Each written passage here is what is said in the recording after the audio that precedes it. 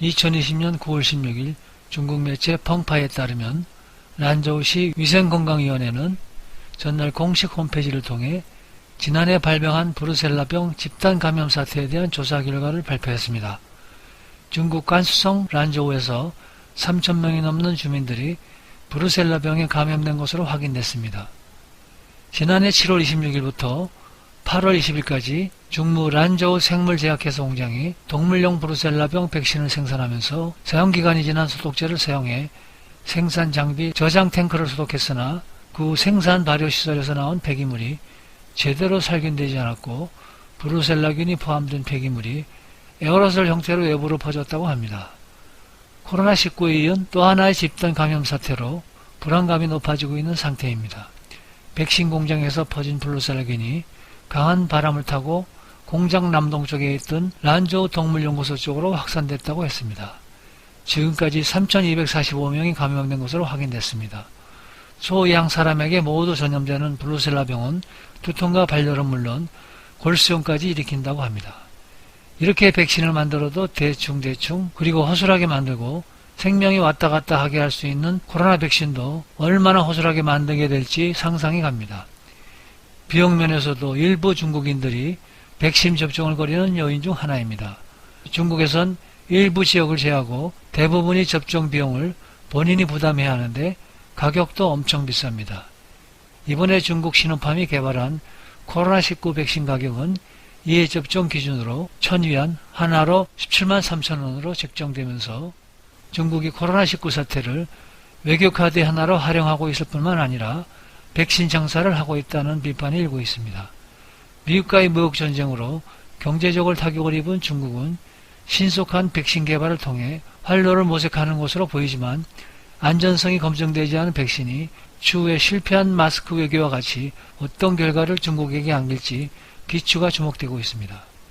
한국에서는 현재 복수 언론 보도에 따르면 우리나라 국민 60%인 약 3천만 명이 맞을 수 있는 양의 우한폐렴 해외 백신 확보에 나선다고 합니다.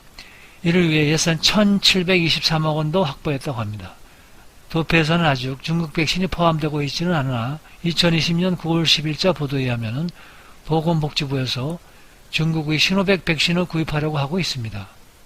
이제까지 말한 중국 백신의 흑역사를 알면서 이것을 접종하려고 하는 사람이 있을지 의문입니다.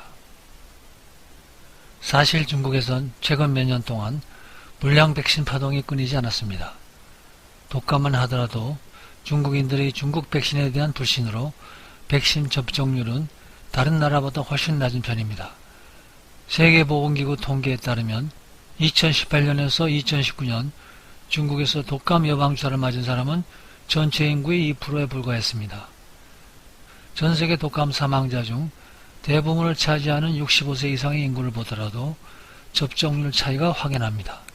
중국에서 65세 이상 독감 백신을 접종한 비율은 7%였습니다. 같은 연령층에서 접종률 1위는 한국이고 중국은 13번째로 한국보다 훨씬 낮은 수치인 것입니다. 그뿐만 아니라 툭하면 터지는 가짜 백신 사건 때문에 중국인들 사이에서는 중국 백신에 대한 불신이 여전히 큽니다. 중국 사회를 큰 충격에 빠뜨린 것은 영유아 대상 간염 백신과 DPT 백신 25만여 개가 불량으로 확인된 것입니다. 2013년엔 간염 백신으로 다수의 어린이가 숨졌고 2016년에 불량 DPT 백신이 중국 전역에 대량 유통된 것으로 밝혀져 중국이 발칵 뒤집혔습니다. 결국 백신이 접종을 받은 유아가 숨지면서 중국에서는 백신에 대한 불신이 더욱 강해졌습니다. 또한 2017년 11월 우한제약사 우한생물생산이 판매한 DPT 백신 40만 개가 아무런 효과가 없는 불량으로 밝혀진 적도 있습니다. 가장 대표적인 것은 2018년 중국 지린성 백신 제조사 창춘 창성바이오테크놀로지의 불량 백신 사건입니다. 2018년 이 회사에서 광견병 백신 11만 개가 유효기간이 지난 원료로 제작됐다는 것이 밝혀졌습니다. 제조 날짜를 회사가 조작한 것으로 밝혀졌습니다.